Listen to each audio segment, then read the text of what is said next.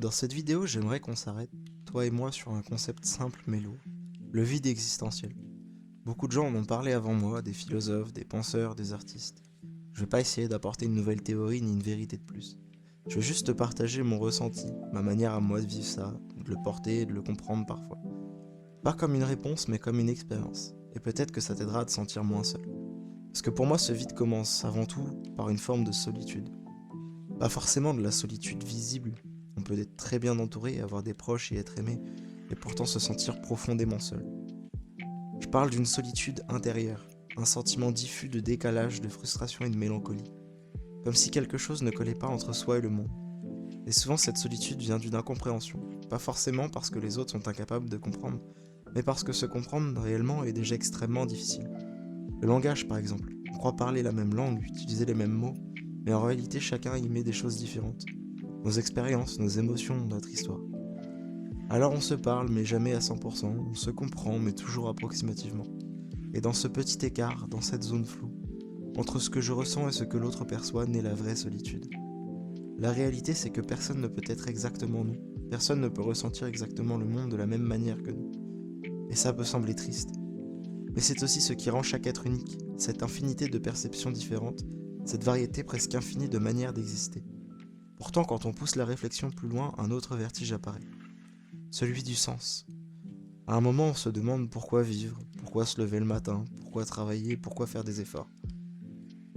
Et quand on est honnête avec soi-même, la réponse est troublante. Il n'y a pas de raison universelle, il n'y a pas de but écrit quelque part, pas de destination finale qui donnerait du sens à tout. Un jour, tout s'arrête, nos projets, nos souvenirs, nos relations, nos réussites et nos échecs. Tout disparaît avec nous. Alors pourquoi tout ça? Pourquoi tant d'efforts? Pourquoi tout essayer pour au final tout perdre? Et c'est là que tout bascule. Parce que l'absence de sens n'est pas seulement angoissante, elle est aussi une forme de liberté. S'il n'y a pas de but imposé, pas de chemin obligatoire, alors chacun est libre d'inventer sa propre manière de vivre. Comme dans un jeu, certains veulent tout optimiser, d'autres veulent juste explorer, et d'autres veulent tout comprendre des règles. Il n'y a pas de bonne façon de jouer, il n'y a que des manières différentes d'habiter le monde.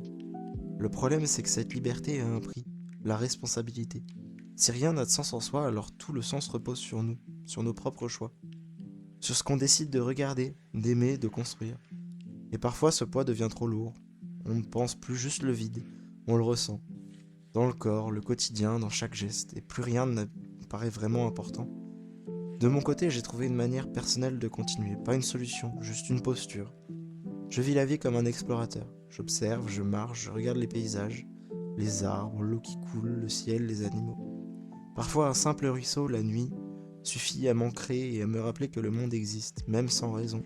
Et au fond, c'est peut-être ça la seule chose certaine. Rien n'a de sens en soi, mais tout peut en avoir un si on décide de lui en donner. Il n'y a pas de réponse universelle à la vie, pas de vérité finale. On est là sans trop savoir pourquoi, mais on est là. Alors autant essayer de regarder plutôt que de fuir, d'observer plutôt que de consommer, de comprendre plutôt que de répéter.